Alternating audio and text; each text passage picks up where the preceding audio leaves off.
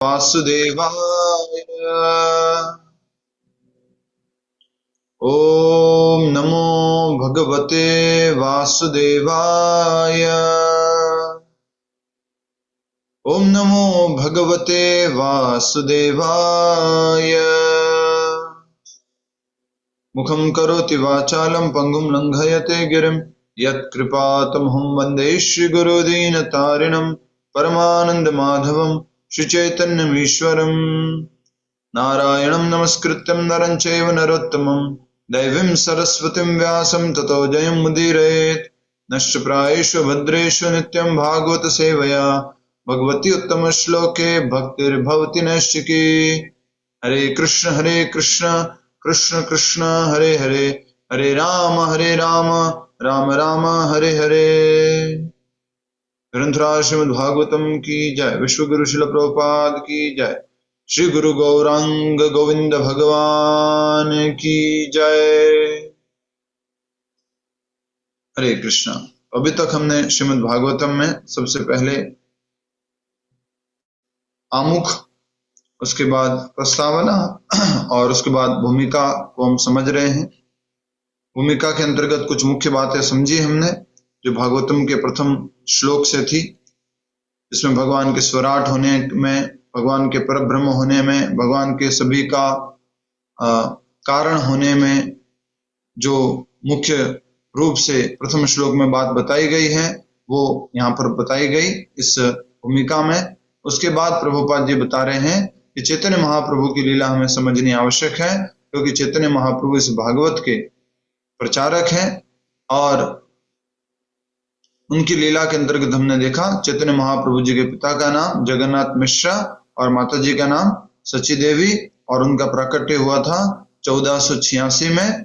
उनकी पहली पत्नी का नाम विष्णुप्रिया या लक्ष्मी प्रिया? लक्ष्मी प्रिया। ओके। माई कौन है, मतलब हम तो ये तो गड़बड़ कर दिया, आक्रमण हो जाएगा मेरे ऊपर। हरे कृष्णा। पहली पत्नी जो थी उनका नाम है लक्ष्मी प्रिया, दूसरी पत्नी उनका नाम विष्णु प्रिया। और चैतन्य महाप्रभु का पूरा जीवन काल 48 वर्ष का था, उसमें से उन्होंने 24 वर्ष की आयु में उन्होंने संन्यास ले लिया था। जब विष्णु प्रिया जो देवी थी उनकी उम्र कितनी थी? मात्र 16 वर्ष। तो उनको पूरे आजीवन जो है भगवान श्री चैतन्य महाप्रभु से विरह सहन करना पड़ा। और इस तरह से चैतन्य महाप्रभु के बारे में कहा गया है कि वो 6 वर्षों तक जो है दक्षिण भारत की यात्रा किए थे और उसमें से 18 वर्ष जगन्नाथपुरी में रहे थे। वो उनकी माता जी के आग्रह पर, माता जी चाह रहे थे कि बंगाल और ये उड़ीसा पास पास में है, कोई आता जाता संदेश सुना जाएगा कि यस तुम्हारा बेटा ठीक है, अच्छा चल रहा है, बढ़िया कीर्तन कर रहा है, चैतन्य महाप्रभु के बारे में। तो इस तरह से हमने ये पढ़ा था। और श्रीमद् भगवत गीता के बारे में हमने बीच में देखा था कि भगवान श्री कृष्ण ने परम आदेश दिया भगवत गीता में कि सभी लोग मेरे शरण में आओ, मैं तुम्हें सारे पापों से मुक्त कर दूंगा और इस प्रकार तुम मेरे धाम को आओगे, डरो मत। फिर उसी बात को समझाते हुए चैतन्य महाप्रभु के बारे में बताया गया कि चैतन्य महाप्रभु ने किसकी उपासना को सर्वश्रेष्ठ बताया है। तो ये श्लोक हमने कल आपको ग्रुप में डाला था, आशा है आपने पढ़ा होगा उसको। आराध्यो भगवान व्रजेश तनया तद्धाम वृंदावनम। व्रजेश तनया, हाँ, जो व्रज के ईश हैं, नंद बाबा है, उनके बेटे भगवान श्री कृष्ण, वो बहुत सुप्रीम है और वो वर्शिपेबल है, पूजनीय है। जिस प्रकार भगवान श्री कृष्ण पूजनीय है उस प्रकार उनका धाम भी पूजनीय है। ये हमने उस श्लोक के माध्यम से जो यहाँ बताया गया है उसको हमने सीखा था, समझा था। उसके बाद हमने देखा था, ये हमारे को एक बार पढ़ना होगा जिससे कि कुछ नाम याद हो जाए, जो लास्ट पैराग्राफ हमने पढ़ा था। भगवान श्री चैतन्य महाप्रभु, यहां से पढ़ेंगे। और जीवन का सर्वोच्च लक्षण क्या बताया था? जीवन का सर्वोच्च लक्ष्य क्या बताया था? इसी श्लोक के अंतर्गत आता है। कोई इशारा करके बता सकता है? इशारा करके। प्रेमो पुमार्थो महान, अर्थात कृष्ण प्रेम प्राप्त करना ये जीवन का सर्वोच्च लक्ष्य है। नहीं प्रभु जी मोक्ष प्राप्त करना नहीं, मोक्ष प्राप्त करना नहीं है, प्रेम प्राप्त करना, कृष्ण प्रेम, इसलिए सुबह सुबह मंगला आरती होती है, उसके बाद में 10 नाम अपराध बोलते हैं, उसके लास्ट में बोलते हैं कृष्ण प्रेम। नाम जप का लक्ष्य है कृष्ण प्रेम, नहीं पापों से मुक्ति हो जाना, मोक्ष प्राप्त करना, भौतिक सिद्धि प्राप्त करना, नहीं, ये लक्ष्य नहीं है। लक्ष्य है कृष्ण प्रेम। आइए अगला पैराग्राफ जो हम वापस पढ़ रहे हैं। भगवान श्री चैतन्य के अनेक भक्तों ने, जैसे कि श्रील वृंदावन दास ठाकुर, श्रील लोचन दास ठाकुर, श्रील कृष्णदास कविराज गोस्वामी, श्रील कवि कर्णपुरा, श्रील प्रबोधानंद सरस्वती, श्रील रूप गोस्वामी, श्रील सनातन गोस्वामी, श्रील रघुनाथ भट्ट गोस्वामी, श्रील जीव गोस्वामी, श्रील गोपाल भट्ट गोस्वामी, श्रील रघुनाथ दास गोस्वामी ने तथा विगत 200 वर्षों में श्रील विश्वनाथ चक्रवर्ती, श्रील बलदेव विद्याभूषण, श्रील श्यामानंद गोस्वामी, श्रील नरोत्तम दास ठाकुर, श्रील भक्तिविनोद ठाकुर और अंत में श्रील भक्ति सिद्धांत सरस्वती ठाकुर, हमारे गुरु महाराज अर्थात प्रभुपाद जी के गुरु महाराज तथा अनेकानेक महान विख्यात विद्वानों तथा भक्तों ने श्री भगवान के जीवन तथा उनकी शिक्षाओं के विषय में बड़े बड़े ग्रंथ लिखे हैं। तो इनके जैसे सबसे पहला नाम आया ना, श्रील वृंदावन दास ठाकुर, इन्होंने जो ग्रंथ लिखा है भगवान श्री चैतन्य महाप्रभु के बारे में, उसका नाम है चैतन्य भागवत। एक नाम आया श्रील कृष्णदास कविराज गोस्वामी, उन्होंने क्या लिखा है? चैतन्य चरितामृत, जिसकी लिपि आज भी राधा कुंड पर उपस्थित है और उसको सुरक्षित रखा हुआ, जो ओरिजिनल लिपि उनके द्वारा लिखी गई थी। ठीक है, अनेकानेक ग्रंथों को उन्होंने लिखा है, बड़े बड़े ग्रंथ लिखे हैं। ये ग्रंथ वेदों, पुराणों, उपनिषदों, रामायण, महाभारत तथा सामान्य आचार्य द्वारा स्वीकृत अन्य इतिहासों एवं प्रामाणिक साहित्य जैसे शास्त्रों पर आधारित है। ये ग्रंथ खुद से मन से नहीं लिखे हैं, ये रामायण, महाभारत, वेद, पुराण आदि शास्त्रों पर आधारित है, नया ग्रंथ नहीं लिखा है। इसको बोलता है परंपरा की प्रामाणिकता। परंपरा की प्रामाणिकता अर्थात जो भी आचार्य होते हैं अपना नया कुछ नहीं प्रस्तुत करते हैं, जो वेदों में, शास्त्रों में, उपनिषदों में, पुराणों में, रामायण में, महाभारत में आदि में जो वर्णन किया है उसी की व्याख्या करते हैं। उनकी रचना अद्वितीय है और उनका प्रस्तुतिकरण अतुलनीय है और वे सब दिव्य ज्ञान से परिपूर्ण हैं। दुर्भाग्यवश विश्व के लोग अब भी उनसे अनभिज्ञ हैं। यस और नो? हम भी नहीं जानते थे आज तक और बहुत सारे लोग अभी भी नहीं जानते। किनके बारे में? जो ये ऊपर सारे नाम आए। एटलीस्ट आप में से कुछ लोग 6 गोस्वामियों के बारे में तो जानते हैं, राइट? रूप सनातन भट्ट रघुनाथ, श्री जीव गोपाल भट्ट दास रघुनाथ, 6 गोस्वामियों के बारे में जानते हैं। तो मैंने बताया था मेरे जीवन के बारे में लास्ट कथा में, याद होगा तो। मुझे तो ये भी नहीं मालूम था बरसाना क्या है, चैतन्य महाप्रभु नहीं मालूम था। तो हमें ये कार्य करना है कि हमारे आचार्यों के बारे में हम पूरी दुनिया में प्रचार करें, उनका नाम रोशन करें।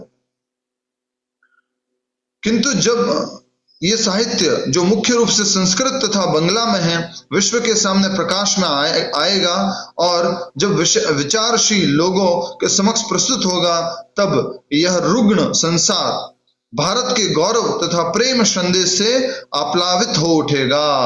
जो आचार्यों की गुरु शिष्य परंपरा से स्वीकृत न होने वाली विविध भ्रामक विधियों द्वारा शांति तथा संपन्नता की प्राप्ति के व्यर्थ प्रयास में लगा हुआ है।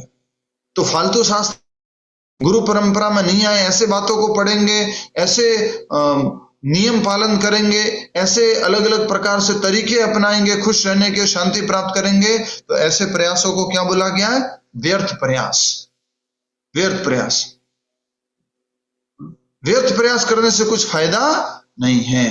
प्रयास ऐसा करो जिससे विश्व में शांति आए, जिसमें विश्व का कल्याण हो, जिसमें विश्व में संपन्नता हो। इसलिए हमें कौन से शास्त्र पढ़ने चाहिए? ये प्रमाणिक आधारित, गुरु परंपरा पर आधारित शास्त्र पढ़ने चाहिए। आप में से कितने लोग मानते हैं कि यस मैंने पहले भगवत गीता पढ़ी हुई है, मैंने पहले ये वाली पुस्तक भी पढ़ी हुई है, ये वाली भी पढ़ी हुई है, पर भक्ति ऐसे करनी है, भक्ति का अभ्यास प्रैक्टिकली ऐसे होता है, कभी नहीं समझ में आया था। एक आपके सामने है, बाकी आप लोग अपने अपने स्थान पर होंगे कि कैसे हम इस जगत में अलग अलग बातों को पढ़े समझे, लेकिन भक्ति का अभ्यास ऐसे किया जाता है वो कभी नहीं समझे थे। हाँ, अगला आज का जो पैराग्राफ है अब वो हम शुरू कर रहे हैं, जिसकी शुरुआत होती है पेज नंबर 6 है। श्री भगवान चैतन्य महाप्रभु जो है उनके बारे में हम पढ़ रहे हैं। भगवान श्री चैतन्य महाप्रभु के जीवन तथा उपदेशों के इस संक्षिप्त वर्णन के पाठक श्रील वृंदावन दास ठाकुर कृत श्री चैतन्य भागवत तथा श्रील कृष्णदास कविराज गोस्वामी, पूरा एकदम सारे आपको ये पिक्चर बदलने पड़ेंगे, कविराज गोस्वामी कृत श्री चैतन्य चरितामृत। तो वृंदावन दास ठाकुर ने क्या लिखा है? श्री चैतन्य भागवत, और कृष्णदास कविराज गोस्वामी महाराज ने श्री चैतन्य चरितामृत। तो जो चीजें रह गई थी श्री चैतन्य भागवत में, वो कृष्णदास कविराज गोस्वामी ने प्रस्तुत की है। किसमें? चैतन्य चरितामृत में।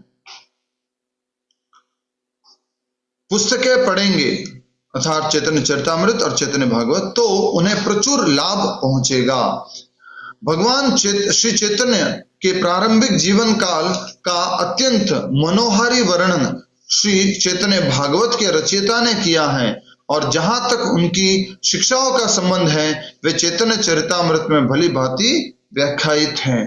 तो प्रारंभिक बाल्य अवस्था आदि का जो जीवन काल है वो चैतन्य भागवत में प्रस्तुत किया गया, और बाद में जो चैतन्य महाप्रभु की शिक्षाएं हैं, संन्यास आश्रम वगैरह, ये सब जो है वो चैतन्य चरितामृत में वर्णन किया गया है कृष्णदास कविराज गोस्वामी द्वारा। याद रखिएगा इस बात को। अच्छा, कुछ लोग डर गए थे, मुझे मैसेज आया, मैंने बोला ना ऐसे याद रखना एग्जाम में आने वाला ये प्रश्न, तो मेरे को मैसेज आया, प्रभु एग्जाम होगा तब तो मैं क्लास नहीं अटेंड करूंगा। नहीं, ऐसा एग्जाम नहीं हो रहा है, या एग्जाम को ये प्रिपरेशन नहीं है। आप कृपया करके डरे नहीं और मुख्य एग्जाम की तैयारी कर ले।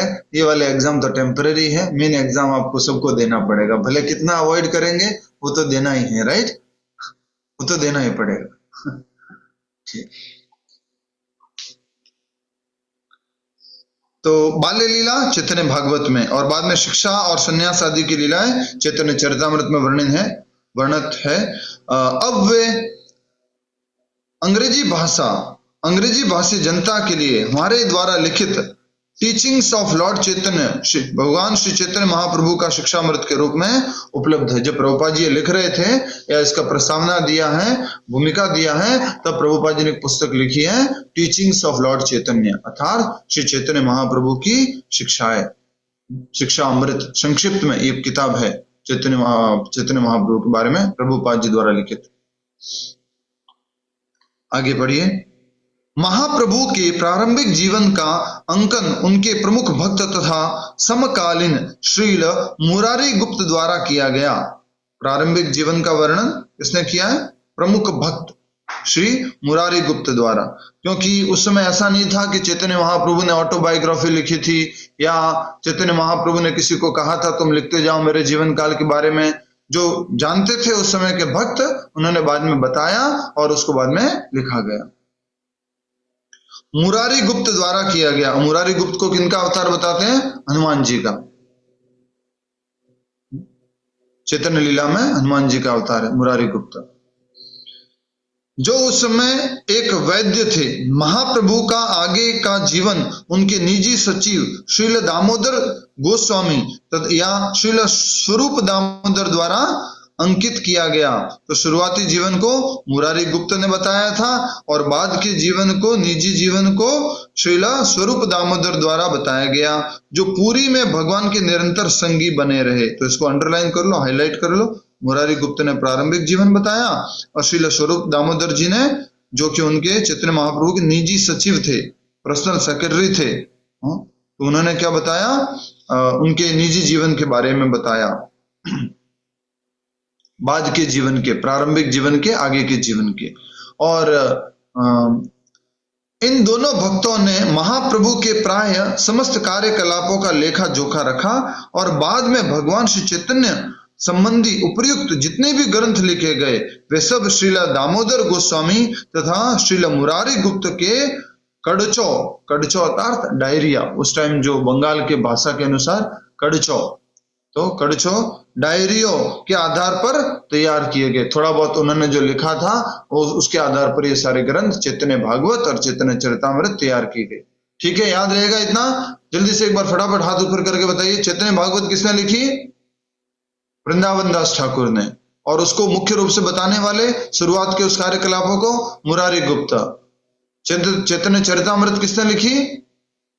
श्रीला कृष्णदास कविराज गोस्वामी ने। और उस बाद के जीवन काल को बताने वाले स्वरूप दामोदर गोस्वामी या स्वरूप दामोदर जी, ठीक है, स्वरूप दामोदर जी। आगे बढ़िए। कड़चो याद रखना ये भी शब्द। इस प्रकार श्री भगवान 1408 शकाब्द 7 है ना।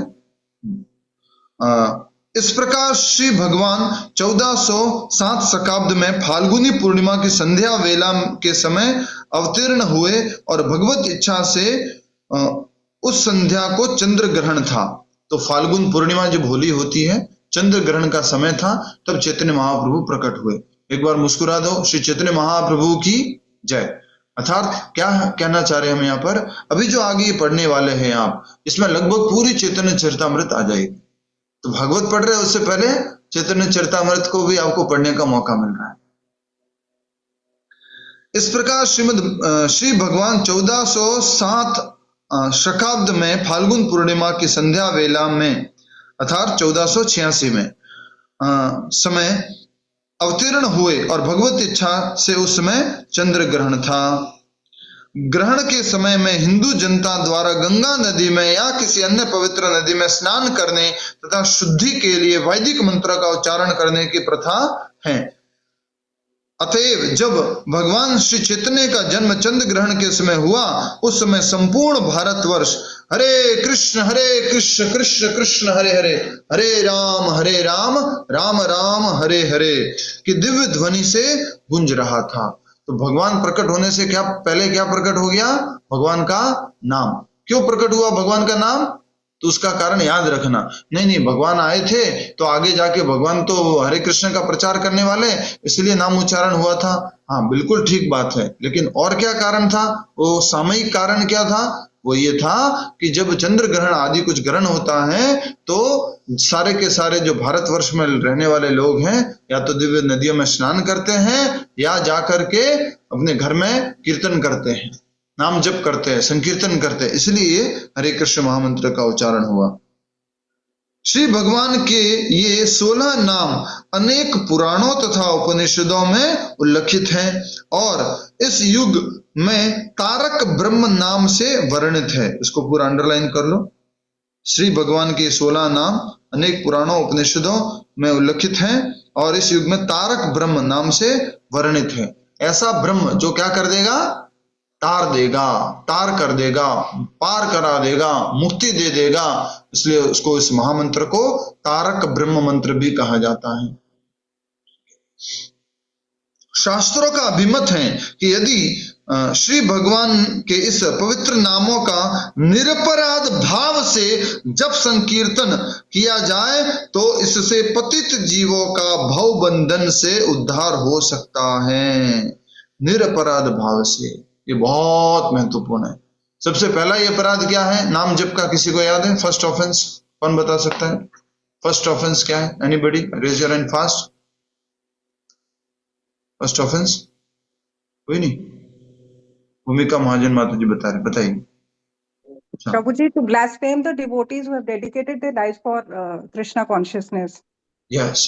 तो किसी ऐसे भक्तों को हमें आरोपित करना, कुछ उनके बारे में बोलना जिन्होंने अपना पूरा जीवन समर्पण कर दिया है नाम प्रचार के लिए। प्रभु जी, ये नाम जप करने से, ऐसा करने से, नाम जप से क्या मतलब है? अर्थात नाम जप आपका शुद्ध नहीं हो पाएगा। दूसरा अपराध है ब्रह्मा जी, शिव जी आदि के नाम को विष्णु जी के नाम के बराबर मानना और उनको विष्णु जी से अभिन्न मानना, उनको डिफरेंट मानना है। वो विष्णु जी से ही प्रकट हुए, लेकिन उनका नाम विष्णु जी के नाम के बराबर नहीं है। तीसरा अपराध टू डिसओबे गुरु जी के आदेश को पालन नहीं करना, तीसरा अपराध है। ये सब हमारे नाम जप को क्या कर देते हैं? बाधित कर देते हैं। हमारा नाम जप जो है पूरा खराब हो जाता है। नाम जप हमारा जो जीवन का सार है, सब कुछ है। हमारे पास और कोई सहारा नहीं है दूसरा। न तो हम बड़ी बड़ी तपस्या कर सकते हैं सतयुग वाली, न ही कोई बड़े बड़े यज्ञ कर सकते हैं त्रेता युग वाले, न ही कोई द्वापर युग वाले बड़े बड़े अर्च विग्रह की सेवा कर सकते हैं। बस एक ही सहारा है इस कलयुग में, नाम। कलयुग तो है नाम आधारा, सुमर सुमर नर उतरे ही पार। तो इसलिए हमें इस नाम जप को अच्छे से करना है।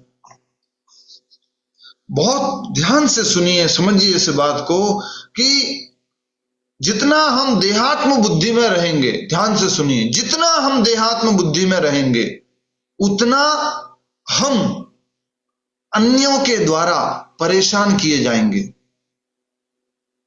उतना हम अन्यों के द्वारा परेशान किए जाएंगे। कहने का अर्थ है, अन्य अगर कुछ बोलेंगे आपके बारे में तो आप परेशान होंगे।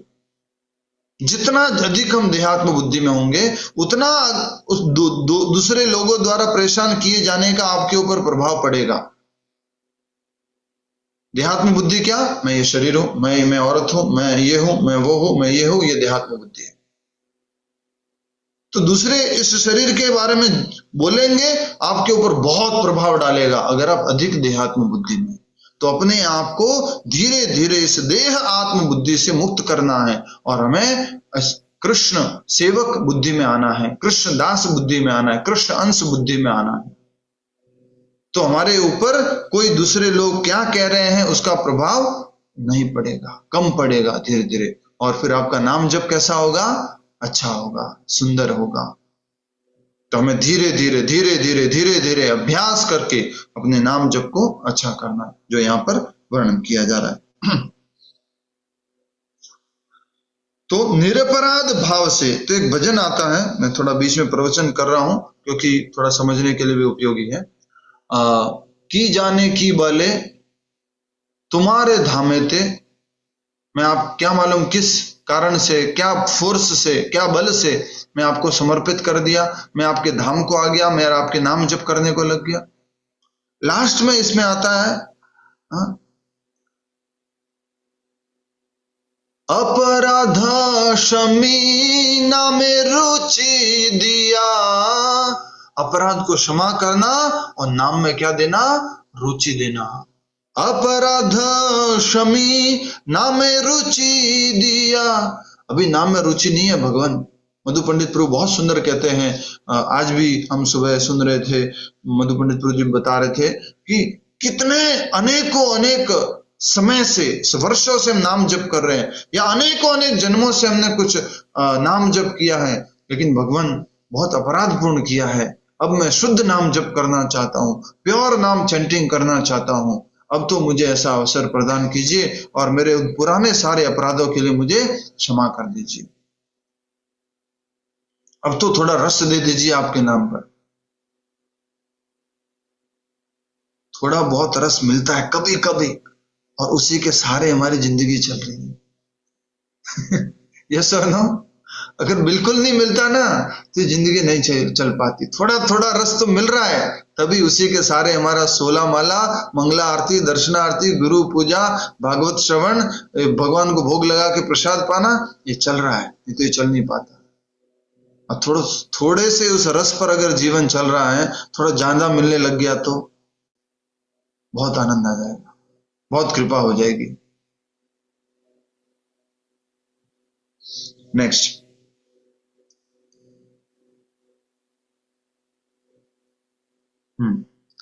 तो शास्त्रों का अभिमत है कि यदि श्री भगवान के पवित्र नामों का, इसको भी अंडरलाइन कर लो पूरा, श्री भगवान के पवित्र नामों का निरपराध भाव से जब कीर्तन किया जाए तो इससे पतित जीवों का भव बंधन से उद्धार हो सकता है।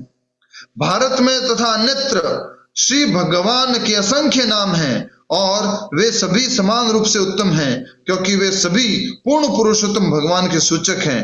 चूंकि ये 16 नाम इस युग के लिए विशेष रूप से संस्तुत हैं, अतः लोगों को इनका लाभ उठाना चाहिए और उन महान आचार्यों के पथ का अनुसरण करना चाहिए जिन्होंने प्रामाणिक शास्त्रों के नियमों का पालन करते हुए सफलता प्राप्त की है। तो बहुत सारे नाम हैं, अलग अलग नाम जप कर सकते हैं। कौन सा नाम जप करें? तो बोले ये जो 16 शब्दों का जो 16 नामों का जो ये महामंत्र है वो इस कलयुग के लिए विशेष रूप से बताया गया है। इसलिए इस महामंत्र का जप करना है और जो वैष्णव आचार्य हैं जिन्होंने प्रामाणिक शास्त्रों का नियम से पालन किया है और अपने जीवन में क्या पाई है, सफलता, उनके पद चिन्हों का अनुसरण करना चाहिए। नया तरीका ढूंढने की आवश्यकता है क्या? नहीं, मैं अपने नए तरीके से जप करूंगा, मैं अकेले छुप करके कहीं पे वृंदावन में कोने में कहीं बैठ जाऊंगा, ये क्या मंगला आरती है, क्या दर्शनार्ती, नहीं नहीं, नाम जप कहीं, जो बताया है गुरु ने उसको अच्छे से पालन कीजिए, उसी में हमारी सफलता है, उसी में हमारी सिद्धि है। नेक्स्ट, महाप्रभु का आविर्भाव तथा चंद्र ग्रहण का एक साथ घटित होना श्री भगवान के विशिष्ट उद्देश्य का सूचक है। यह उद्देश्य था इस कली कलह के युग में भगवान नाम कीर्तन की महत्ता का प्रचार करना। तो दो बातें, चंद्र ग्रहण होना और नाम संकीर्तन होना और महाप्रभु का प्रकट होना, दो विशिष्ट उद्देश्य का सूचक है। और उद्देश्य क्या है? ये कली का युग, कली मतलब क्या? कलह का युग। कलह मतलब क्या? सबको मालूम है, लड़ाई झगड़ा। मैं एक बहुत बड़े लड़ाई झगड़े से गुजर रहा हूं, आप भी अपने परिवारों में लड़ाई झगड़े से गुजर रहे होंगे। परिवार जो होते हैं उनमें बहुत लड़ाई झगड़े होते हैं। जैसे कि एक लड़ाई झगड़ा हमारे जानते हैं कुछ लोग, तो बहुत भयानक होता है ये कली कलह, बहुत बुरी स्थिति आ जाती है। और जिनकी उम्र 50 साल 60 साल हो चुकी है तो उन्होंने बहुत अपने जीवन में कलह का अनुभव कर लिया है। ये कलयुग का लक्षण है, छोटी छोटी बात पर डिसएग्रीमेंट। कली प्रवेश कर रहा है, कलयुग आ रहा है और हमसे बार बार ये करवा रहा है। और कलयुग का काम क्या है? अगर कोई साथ में है तो उसको तोड़ देना, कोई साथ में है तो उसको तोड़ देना।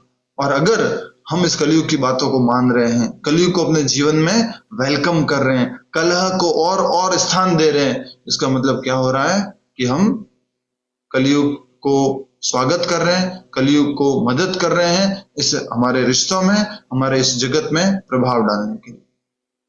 हमेशा याद रखिए, एक इमीडिएट कॉज होता है, एक अल्टीमेट कॉज होता है। ये झगड़े हो रहे हैं, ये ठीक बात है, अपने कर्मों की वजह से हो रहे हैं, यस बहुत बढ़िया, समझ में आ गया। और भी क्या कारण हो सकता है? बोले कलयुग है, कलयुग में ऐसा होगा। अपने आप को बचा के रखना है, सुरक्षित रखना है।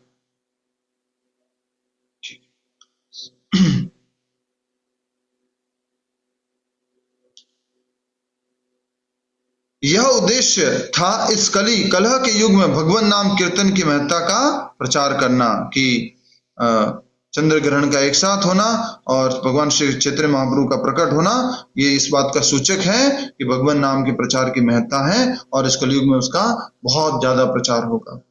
इस वर्तमान युग में छोटी छोटी बातों पर भी कलह होने लगती है, अतएव शास्त्रों ने इस युग के लिए, अब यहाँ पे जितने भी कथा में लोग हैं ना वो सब पढ़े लिखे हैं, समझदार हैं, तो कुछ बातों में मैं ज्यादा डिटेल में नहीं जाऊंगा, थोड़ा आगे बढ़ते हुए चलते रहेंगे क्योंकि आगे हमारी कथा ये भागवत बहुत बड़ी है।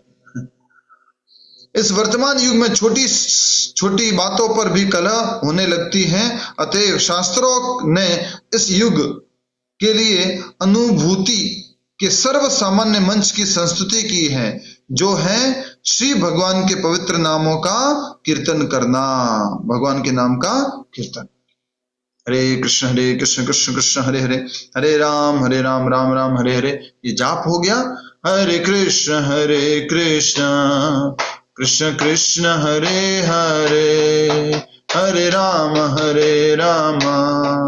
राम राम हरे हरे, ये कीर्तन हो गया। तो इस प्रकार से कीर्तन और जाप करते रहना है।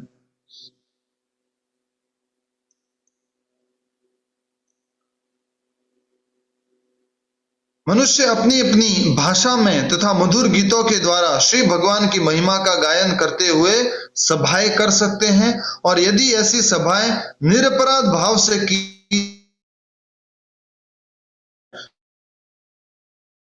कठिन विधि का पालन क्रमशः आध्यात्मिक पूर्णता प्राप्त होगी।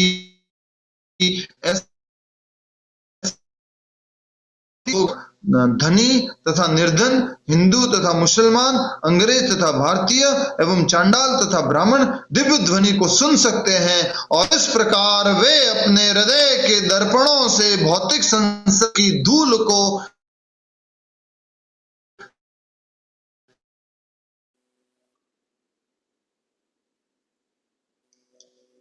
तो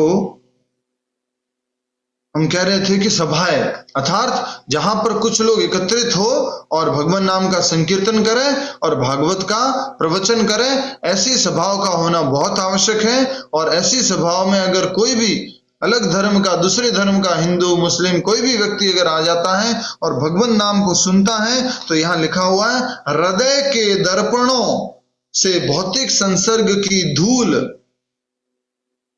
को साफ कर सकते हैं। चैतन्य महाप्रभु ने क्या कहा है शिक्षाष्टकम के पहले श्लोक में? चेतो दर्पण मार्जनम। हमारे हृदय में क्या हुई है? पूरी धूल जमा हुई है। हृदय रूपी दर्पण के ऊपर धूल है, उसकी सफाई कैसे होगी? जब हम भगवान नाम का संकीर्तन करेंगे, ऐसी सभाओं में जाएंगे।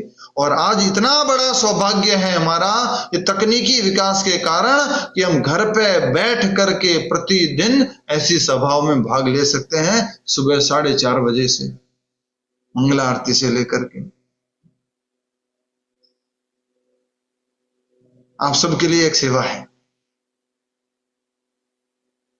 हाँ, कभी भी आपका जब मन लगे ना, उस टाइम में गूगल में टाइप करना कि अभी 4:30 कहां बज रही होगी या 5 कहां बज रही होगी, ठीक है? तो वो देश का नाम आ जाएगा, लंदन या न्यूयॉर्क या वो नाम आ जाएगा, ठीक है? जिस समय दोपहर के 4 बजे आप कर रहे हो या दोपहर के 2 बजे कर रहे हो गूगल, फिर उसके बाद में क्या करना, वो जो नाम आया लंदन आया तो आप गूगल में यूट्यूब में डालना लंदन इस्कॉन लाइव आरती। आपके यहाँ दोपहर की 4 बजी है और कहीं 4:30 बजे है सुबह के, और वहां पर मंगला आरती हो रही है। 24 घंटे कहीं ना कहीं मंगला आरती चल रही है, कहीं ना कहीं दर्शना आरती, गुरु पूजा, भागवतम, कीर्तन चल रहा है। 24 घंटे इस ब्रह्मांड में कीर्तन हो रहा है। ये किसकी कृपा है? चैतन्य महाप्रभु के प्रधान सेनापति प्रचारक श्रील प्रभुपाद जी की। सोचिए, मुझे बड़ा शौक हुआ, अभी आप लोगों के लिए बताना चाहूंगा। एक यहाँ पर गुड़गांव में एक ग्रुप चलता है, इजी पेरेंटिंग हब, और एक फेमस लेडी है रिद्धि देवरा करके, वो चलाती हैं और उसका अच्छा प्रचार है। और वो रिसेंटली हमारे बॉम्बे के जो प्रभु जी है, गौरमंडल प्रभु जी, उनके टच में आए, उनके साथ में उन्होंने प्रोग्राम्स किए। अभी ये 1 जनवरी के दिन, 31 तारीख और 1 जनवरी के दिन उन्होंने क्या किया मालूम है? ऑनलाइन 24 घंटे संकीर्तन, ऑनलाइन 24 घंटे संकीर्तन किया उन्होंने, रिद्धि देवरा जी ने। कैसे किया? जितने भी कथा में उनके लोग आते थे, क्लास में लोग आते थे, वो क्लास होती है बच्चों की पेरेंटिंग से संबंधित, तो वो जितनी भी लेडीज आती है, उन्होंने क्या किया, 10-10, 15 मिनट का टाइम दिया सबको, और सबको एक-एक का मौका दिया, 15-15 मिनट, 10-10 मिनट गाने का, और 24 घंटे ऐसा चला। सोचो, पॉसिबल है, कर सकते हैं आप, हम भी कर सकते हैं, करना चाहिए। वो एक नए व्यक्ति है, उन्होंने कर दिखाया। नेक्स्ट, तो चांडाल हो, विद्वान हो, मूर्ख हो, धनी हो, हिंदू हो, मुस्लिम हो, अंग्रेज हो, कुछ भी हो, अपने हृदय की जो धूल है उसको साफ कर सकते हैं। श्री भगवान के उद्देश्य की पूर्ति के लिए विश्व के सभी लोगों को चाहिए कि वे पवित्र भगवान नाम, श्री भगवान के उद्देश्य की पूर्ति के लिए, किसका उद्देश्य है? भगवान का, के लिए विश्व के सभी लोगों को चाहिए कि वे पवित्र भगवान नाम को मनुष्य जाति के लिए सार्वभौमिक धर्म के सर्व सामान्य मंच के रूप में स्वीकार करें। भगवान का नाम तो भाई ये सामान्य है और सबको स्वीकार करना चाहिए। जैसा अभी गवर्नमेंट हमारी कोशिश कर रही है कि भगवत गीता तो हर किसी को पढ़नी चाहिए, हर एक स्कूल के बच्चे को भगवत गीता पढ़ाई जानी चाहिए, एक सब्जेक्ट होना चाहिए। तो वैसे ही ये संकीर्तन क्या डिक्लेयर कर लेना चाहिए?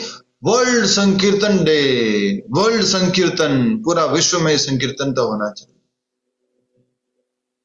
अर्थात कहा जा सकता है कि भगवान श्री चैतन्य महाप्रभु के अवतरण के साथ ही पवित्र नाम का भी अवतरण हुआ। श्री चैतन्य महाप्रभु की जय, श्री हरि नाम महामंत्र प्रभु की जय। इस प्रकार ये हमने चैतन्य महाप्रभु और उनके साथ में नाम प्रभु के अवतरण के बारे में समझा। हरे कृष्ण महामंत्र को क्या बोला जाता है? नाम प्रभु। नेक्स्ट, अब अभी महाप्रभु अपनी माता की गोद में ही थे कि जब जब उनके पास एकत्र महिलाएं पवित्र नाम का कीर्तन करती और तालियां बजाती तो वे अपने रोना बंद कर देते। इस विशिष्ट घटना को समस्त पड़ोसी अत्यंत आश्चर्य तथा आदर के साथ देखते। कभी कभी छोटी लड़कियां श्री भगवान को रुलाने और फिर पवित्र नाम के जप द्वारा उन्हें चुप कराने में आनंद लेती। इस प्रकार महाप्रभु अपने बाल्यकाल से ही पवित्र नाम की महत्ता का उपदेश देने लगे थे। श्री चैतन्य बाल्यकाल में निमाय कहलाते थे। यह नाम उनकी प्यारी माता द्वारा रखा गया था क्योंकि महाप्रभु का जन्म उनके पिता के घर के आंगन में उगे एक नीम के वृक्ष के नीचे हुआ था। कितने लोग इस वृक्ष के नीचे गए हैं, इस वृक्ष का स्पर्श किया है? ये देखिए, एटलीस्ट स्पर्श नहीं किया तो भी दर्शन कर लो, प्रकट हो गया है यहाँ पर। हरि बोल।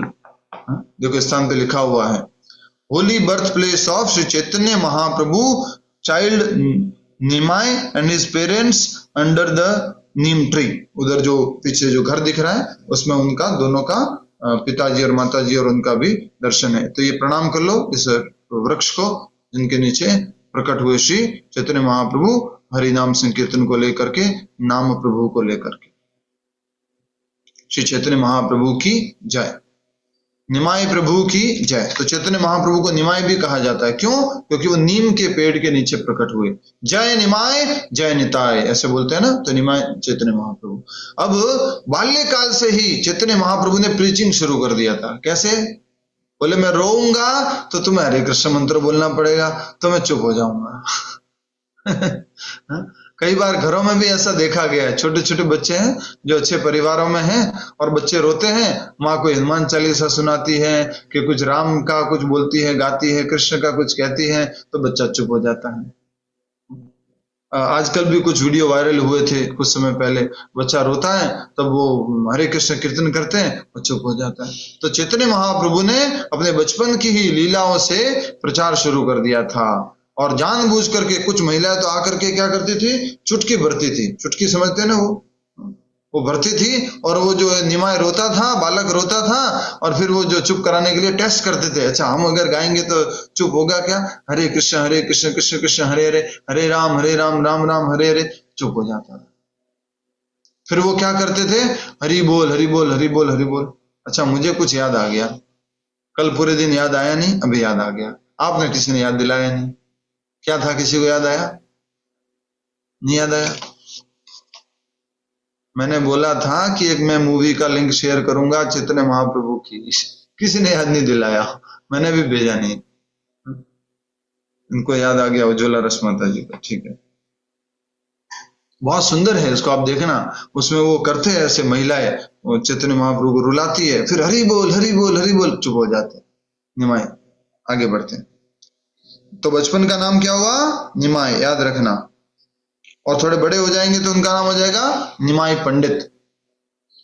जब महाप्रभु को 6 मास की आयु में अन्नप्राशन संस्कार के समय अन्न खिलाया गया, तब उन्होंने अपनी भावी लीलाओं का संकेत दे दिया।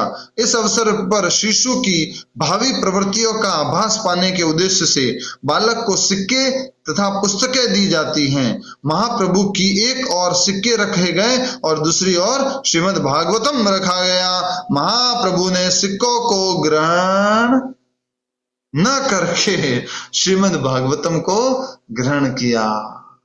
और हमारे जैसे बुद्धिमान लोग क्या करेंगे मालूम है? उनकी ज्यादा बुद्धि है, बचपन से ही, मैं तो पैदाइशी बुद्धिमान है, अरे सिक्के ले लेते हैं ना, भागवत तो खरीद लेंगे बाद में। एक्स्ट्रा बुद्धिमान। मैं अपने अभी के अनुभव से एक बात बताना चाहूंगा, कितना बड़ा लॉस होता है, क्या धन मूल्यवान है वो समझते हुए। आप लोग भी अपने जीवन में अनुभव किए होंगे। अभी हम गोवर्धन परिक्रमा कर रहे थे एक दिन, हमारे साथ में एक परिवार था, उनका एक ड्राइवर भी था साथ में। तो वो ड्राइवर जो है, मैंने सोचा कि वो बिना माला के चल रहा है, बिना माला के चल रहा है, माला नहीं कर रहा, हम और वो साथ साथ चल रहे थे लगभग हमेशा। तो वो बिना माला के चल रहा था, तो मैंने कहा इनको माला दिला देता हूँ। तो माला के पास ले जाने के लिए मैं गया, माला दिलाने के लिए। तो माला ले ली और बैग ले लिया। फिर उनसे पूछा पैसे कितने हुए? बोले 90 रुपए। मैंने कहा यार ये तो वृंदावन में तो मात्र 30 रुपए में मिलता है या 20 रुपए में मिलता है, यहाँ 90 रुपए ले रहे हो आप। नहीं नहीं ये तो बहुत ज्यादा है, कम करो। बोले नहीं नहीं इतना लगेगा ही लगेगा। मैंने कहा चलो नहीं चाहिए। क्या किया मैंने, क्या बोल दिया? नहीं चाहिए। उसके बाद मैं उसके साथ चल रहा हूँ, वो खाली चल रहा है। अब मैं अंदर से पछता रहा हूं। अगले 1-1.5 किलोमीटर तक हम चले, उसके पास माला नहीं थी। 1 किलोमीटर, लगभग आधा 1 किलोमीटर चले होंगे, माला नहीं थी। तो मैं सोच रहा हूं कि वो छोटे से धन के लिए मैंने नाम धन लेने की जो सुविधा थी वो मैंने मना कर दिया। 50 रुपए एक्स्ट्रा लग रहे तो ठीक है भाई, लग गए। वो इतनी देर जो चलता तो माला तो कर लेता, नाम तो निकल जाता उसके मुख से। 50-60 रुपए के लिए मैंने क्या वो माला नहीं दिलवाई उसको।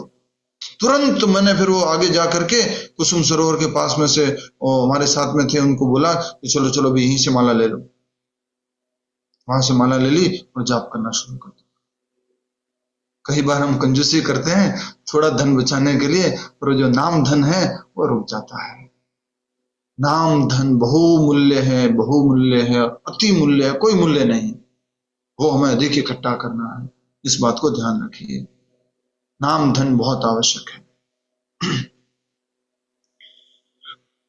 तो चैतन्य महाप्रभु का जो ये अन्नप्राशन संस्कार हुआ, तो उसमें एक तरफ तो अन्नप्राशन में क्या होता है, 6 मास की जब आयु होती है तो उसको मीठे चावल या इसके द्वारा अन्न जो है, खीर जो है उनको दी जाती है। और उसके बाद में बताया गया कि महाप्रभु के एक और सिक्के रखे गए थे और एक और श्रीमद् भागवतम ग्रंथ रखा गया था। तो महाप्रभु ने किसको जाकर के पकड़ा, किसके ऊपर हाथ रखा? श्रीमद् भागवत महापुराण के ऊपर। आपके घरों में संस्कार होता है क्या ऐसा? भागवतम वाला अन्नप्राशन तो सबके यहाँ होता है। ठीक है। जब महाप्रभु बाल रूप में आंगन में घुटनों के बल चलना सीख ही रहे थे कि एक दिन उनके समक्ष एक नाग प्रकट हुआ और महाप्रभु उससे खिलने लगे। घर के सभी सदस्य भय तथा आश्चर्य से स्तब्ध हो गए, किंतु थोड़ी ही देर के बाद सर्प चला गया और माता ने बालक को उठा लिया। एक बार तो ये सर्प की कहानी हो गई। तो महाप्रभु वो किस भाव में खेल रहे थे उस सर्प के साथ में? अनंत शेष के भाव में। भाई है मेरा छोटा या बड़ा भाई है बलराम जी, अनंत शेष जी उस भाव में थे। दूसरी लीला अब आ गई। एक सांप वाली हो गई लीला, अब दूसरी लीला। एक बार चोर उनके आभूषण छीनने के उद्देश्य से उन्हें चुरा ले गए, किंतु वे भयभीत नहीं हुए। कौन? ये निमाय भयभीत नहीं हुए और उस मोहग्रस्त चोर के कंधे पर चढ़े चढ़े यात्रा का आनंद लेते रहे। चोर ने किसको उठा लिया है? निमाय को ही उठा लिया पूरा। इसके भी दर्शन है, शेयर कर सकते हैं। सांप वाला भी और चोर वाला भी दर्शन शेयर कीजिए। यह चोर बालक को लूटने हेतु एकांत स्थान की तलाश में था, किंतु ऐसा हुआ कि वह चोर इधर उधर घूमकर फिर से श्री जगन्नाथ मिश्र के घर पहुंच गया, अर्थात उनके चैतन्य महाप्रभु के घर ही पहुंच गया, निमाय के घर ही पहुंच गया। घूम घूम के और बढ़िया खेलते रहे। और किसकी लीला थी ये? चैतन्य महाप्रभु की लीला। चोर को घुमा के वापस अपने घर छोड़ दे। भाई बढ़िया अच्छा लगा, मेरे को मजा आया तेरे कंधों पे बैठ करके। तो ये देखिए नाग वाली लीला है। निमाय जो है नाग के साथ, सांप के साथ खेले और उसके बाद में जो है ये चोर वाली लीला है। कंधों में बढ़िया घूमे, बहुत थकाया, उसके बाद वापस घुमा के अपने घर पे लेके आ गए। इधर उधर घूमकर फिर से जगन्नाथ मिश्र के घर पहुंच गया और पकड़े जाने के भय से बालक को तत्काल वहीं छोड़कर भाग गए। चोर सोचो। निसंदेह चिंतित माता पिता तथा परिजन खोए बालक को पाकर अत्यंत प्रसन्न हुए। ये 2 लीला हो गई छोटी। 3 लीला हो गई, अन्नप्राशन की लीला और फिर आपके सांप वाली लीला, फिर आपके चोर वाली लीला। एक बार एक ब्राह्मण तीर्थयात्री जगन्नाथ मिश्र के घर पधारा और जब वह श्री भगवान को भोग अर्पित कर रहा था तो महाप्रभु उसके समक्ष प्रकट हुए और उन्होंने वह भोग ग्रहण कर लिया। उस ब्राह्मण को समस्त भोजन फेंक कर फिर से भोग तैयार करना पड़ा, क्योंकि उसे बालक ने छू जो लिया था। अगली बार भी ऐसा ही हुआ और तीसरी बार भी ऐसा ही हुआ, तो बालक को पकड़कर सुला दिया गया। अर्थात निमाय ने क्या किया कि वो भोग लगा रहे थे इनके घर पे, जगन्नाथ मिश्र के घर पे कौन आए थे? एक तीर्थयात्री ब्राह्मण आए थे। बढ़िया वो अपने भगवान को भोग लगा रहे थे और भोग लगा रहे थे तो स्वयं भगवान पहुंच गए। मुस्कुराइए, कौन पहुंच गए? भगवान चैतन्य महाप्रभु पहुंच गए। और उसको तो मालूम नहीं है, तो वो तो क्या सोच रहा है कि बालक आ गया, बालक ने भोग खा लिया जो भगवान को भोग लगा रहे थे, तो जाओ भागो यहाँ से। भगाया उस बालक को, दोबारा भोग बनाया नए सिरे से, वो नया आटा, नया सब्जी, नया दाल, सब कुछ। और फिर से निमाय आ गया घुटनों के बल चलते हुए, और फिर से निमाय ने क्या किया? भोग खा लिया। देख रहे हैं आप दर्शन में। फिर से तीन बार ऐसा हो गया। तो बाद में उनको घर पे शिकायत की गई और उनको फिर सुला दिया गया। अर्धरात्रि के समय जब घर में सभी लोग सो गए तो उस ब्राह्मण ने अपने द्वारा तैयार किए गए उस विशिष्ट भोग को श्री विग्रह को अर्पित किया, लेकिन उस बाल भगवान ने पूर्ववत प्रकट होकर उस भोग को झूठा कर दिया। तब वह ब्राह्मण रोने लगा, किंतु चूंकि घर के सारे लोग सोए थे अतः उसका रोना किसी ने सुना नहीं। उस समय बाल रूप भगवान उस भाग्यवान ब्राह्मण के समक्ष प्रकट हुए और भगवान श्री कृष्ण के रूप में अपना दर्शन दिया। परम सौभाग्यशाली उस ब्राह्मण भगवान की जय। 4 बार भोग बनाया उस ब्राह्मण ने।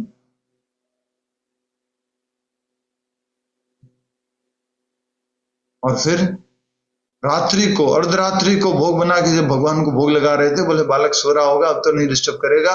फिर से आ गया, फिर से उस भोग को पा लिया और वो रोने लग गया, अरे तुम कैसे करते हो यार, कितना परेशान करते हो। और उतने में तो भगवान ने अपना दर्शन दे दिया, श्याम सुंदर भगवान ने, कृष्ण भगवान ने। और वो ब्राह्मण तो परम सौभाग्य का अनुभव करने लगा। ब्राह्मण को इस घटना को प्रकट न करने हेतु कहकर बालक अपनी माता की गोद में लौट आया। फिर से चैतन्य महाप्रभु सच्ची माता की गोद में चले गए। उनके बाल्यकाल की ऐसी अनेक घटनाएं हैं। कभी कभी एक नटखट बालक की भांति वे उन रूढ़िवादी ब्राह्मणों को तंग करते जो गंगा स्नान करने आते। जब ब्राह्मणों ने उनके पिता से शिकायत की कि वे पाठशाला जाने के बदले उन पर पानी फेंकते हैं, तो वे सहसा अपने पिता के समक्ष स्कूल की वेशभूषा में पुस्तकें लिए प्रकट हो गए, मानो वे सीधे स्कूल से आ रहे हो। गए कहाँ थे? नदी किनारे, गंगा नदी, ब्राह्मणों को परेशान करने के लिए। लेकिन अचानक से पिताजी के सामने भोले भाले बन जाते, जैसे भगवान कृष्ण लीलाएं करते थे। गोपियां जो शिकायत करने के लिए आती थी, देखो देखो तुम्हारा ये बालक जो है हमारा माखन चुराता है। और भगवान कहीं से और से बांसुरी तो नहीं, कहीं और से आते हुए अपने दोस्त के साथ दिखाई दे रहे थे। मैया मैं तो यहाँ था, मैं तो वहां नहीं था। ऐसे यहाँ पर चैतन्य महाप्रभु निमाय पंडित निमाय जो वो कर रहे हैं कि वो तो सीधे स्कूल से आ रहे हैं। वे स्नान घाट में पड़ोस की उन लड़कियों से परिहास करते रहते जो अच्छा पति पाने के उद्देश्य से शिव पूजा करने में व्यस्त रहती। जो जैसे कि आप जानते हैं कृष्ण लीला में गोपियों ने पूजा की थी, कात्यायनी की, उनको परेशान किया था भगवान ने। और यहाँ पर चैतन्य लीला में जो ये बालिकाएं हैं वो प्रार्थना कर रही है, कन्याएं जो है वो शिवजी से प्रार्थना कर रही है और उनको भी वो परेशान करते हैं। कैसे परेशान करते हैं अब देखिए। हिंदू परिवारों में कुमारियों में यह सामान्य प्रथा है, जब वे ऐसी पूजा में व्यस्त रहती हैं तो महाप्रभु, ये सामान्य प्रथा है कि शिवजी की पूजा करो, अच्छा पति मिलेगा, 16 सोमवार, राइट। हिंदू परिवारों में कुमारियों में यह सामान्य प्रथा है। जब वे ऐसी पूजा में व्यस्त रहती तो महाप्रभु चंचलता पूर्वक उनके समक्ष प्रकट होकर कहते, मेरी प्रिय बहनों, तुम शिव की भेंट के लिए जो कुछ लाई हो वह मुझे दे दो। शिव मेरे भक्त हैं और पार्वती मेरी सेविका है। छोटा बालक बोल रहा है, यदि तुम मेरी पूजा करोगी तो शिव तथा अन्य सभी देवता तुम पर और भी प्रसन्न होंगे। उनमें से कुछ कुमारियां नटखट महाप्रभु की आज्ञा नहीं मानती थी, तो वे उन्हें शाप देते और कहते कि तुम मेरी अवज्ञा के कारण ऐसे वृद्ध व्यक्ति से ब्याही जाओगी जिसकी पहली पत्नी से 7 संतानें रहेगी। छोटा बालक क्या क्या उनको बोल रहे हैं, परेशान कर रहे हैं, बोले एक श्राप सा दे रहे हैं।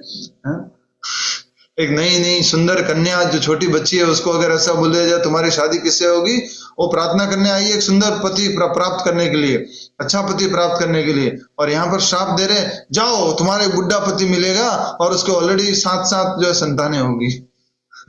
पति भयवश और कभी कभी प्रेमवश ये कुमारियां उन्हें भी विविध सामग्री अर्पित करती और तब महाप्रभु उन्हें आशीष देते और आश्वस्त करते कि उन्हें सुंदर युवा पति प्राप्त होंगे और उन्हें दर्जनों संतानें होगी।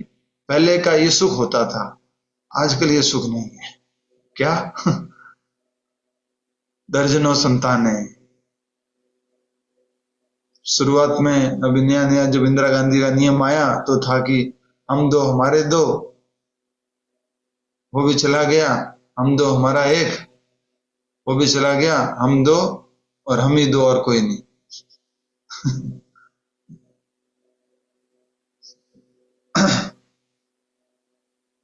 तो चैतन्य महाप्रभु बहुत सुंदर आशीर्वाद देते उनको कि महाप्रभु जो निमाय रूप में है आश्वस्त करते कि उन्हें सुंदर युवापति प्राप्त होंगे, उन्हें दर्जनों संतानें होगी। ऐसे आशीषों से कुमारियां प्रफुल्लित हो उठती, लेकिन प्राय वे अपनी माताओं से ऐसी घटनाओं की शिकायत भी करती। महाप्रभु ने इस प्रकार अपना बाल्यकाल बिताया। जब वे मात्र 16 वर्ष के थे तब उन्होंने अपनी निजी चतुष्पाठी कितने वर्ष की आयु है? 16 वर्ष की, ठीक है। निजी चतुष्पाठी विद्वान ब्राह्मण द्वारा चलाई जाने वाली ग्रामीण पाठशाला आरंभ की 16 वर्ष की आयु में ही। वे इस पाठशाला में व्याकरण पढ़ाते समय भी केवल भगवान कृष्ण की वे इस पाठशाला में व्याकरण पढ़ाते समय भी केवल भगवान श्री कृष्ण की व्याख्या करते। अर्थात व्याकरण को किस तरह से बोलते हैं? कृष्ण से जोड़ करके बोलते हैं।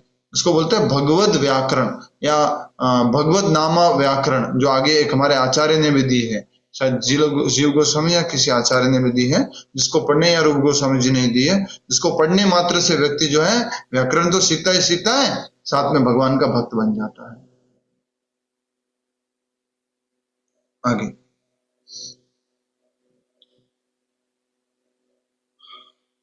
बाद में महाप्रभु को प्रसन्न करने हेतु लिखा हुआ आगे। बाद में महाप्रभु को प्रसन्न करने हेतु श्रील जीव गोस्वामी ने एक संस्कृत व्याकरण तैयार किया, जिसमें व्याकरण के सारे नियमों को श्री भगवान के पवित्र नामों के उदाहरणों द्वारा समझाया गया। यह व्याकरण अब भी प्रचलित है। यह हरि नामामृत व्याकरण के नाम से प्रसिद्ध है। देखो, ऐसी व्याकरण जो किसके द्वारा समझाई गई है? हरि नाम के द्वारा। मुझे इसमें वो छोटा बालक भक्त भागवत याद आ गया। कैसे कि भाई हमें A फॉर एप्पल सिखाया गया, B फॉर बॉल सिखाया गया, C फॉर कैट सिखाया गया, और छोटे भक्त भागवत को सिखाया गया उनके माता पिता द्वारा A for Arjun, B for Balram, C for Chaitanya. तो ABCD हो तो ऐसी हो, व्याकरण हो तो हरिनामामृत व्याकरण हो, ऐसी व्याकरण हो। ऐसे आसानी से हम भगवान के बारे में, भगवान नामों के बारे में सीख सकते हैं।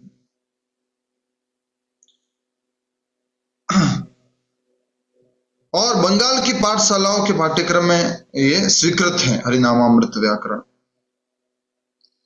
इसी समय केशव काश्मीरी नामक, आयु कितनी है भगवान की इस समय? अब छोटे बालक नहीं है, अब वो क्या बन गया? निमाय पंडित। पहले क्या थे? निमाय, फिर क्या बने? निमाय पंडित। अब निमाय पंडित बन गए, अर्थात अपनी स्कूल चलाते, अपनी पाठशाला चलाते और व्याकरण के द्वारा, भगवान का नाम के द्वारा व्याकरण सिखाते हैं।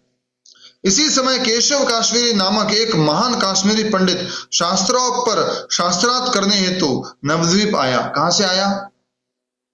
कश्मीर से। कश्मीर से चलता हुआ पंडित केशव काश्मीरी नवद्वीप आया अपने शास्त्रार्थ करने के लिए।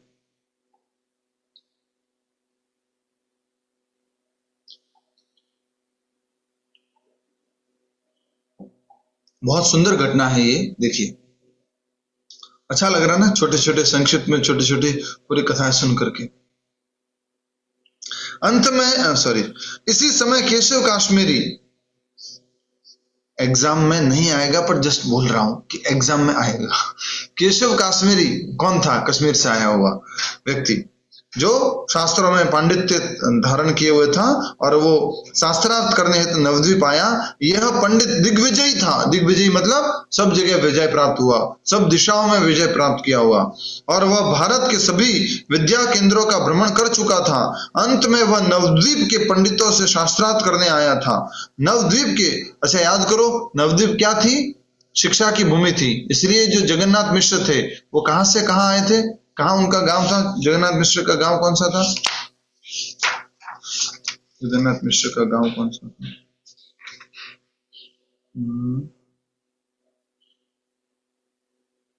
सिलहट। याद आ गया, सिलहट लिखा हुआ भी है।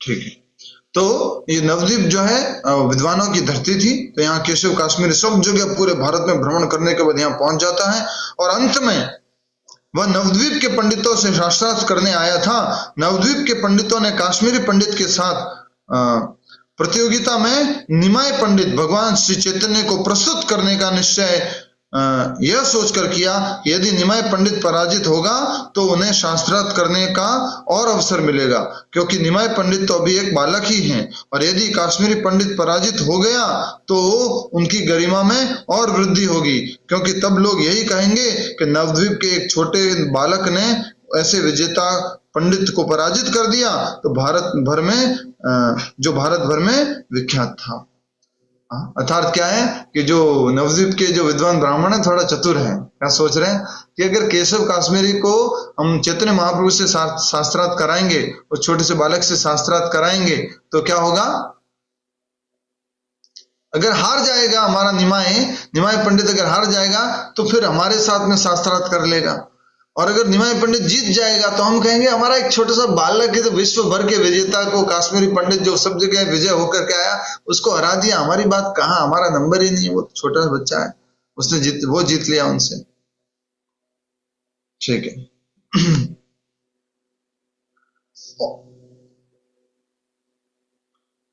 संयोगवश ऐसा हुआ कि गंगा के तट पर टहलते हुए निमाय पंडित की भेंट केशव काश्मीरी से हो गई।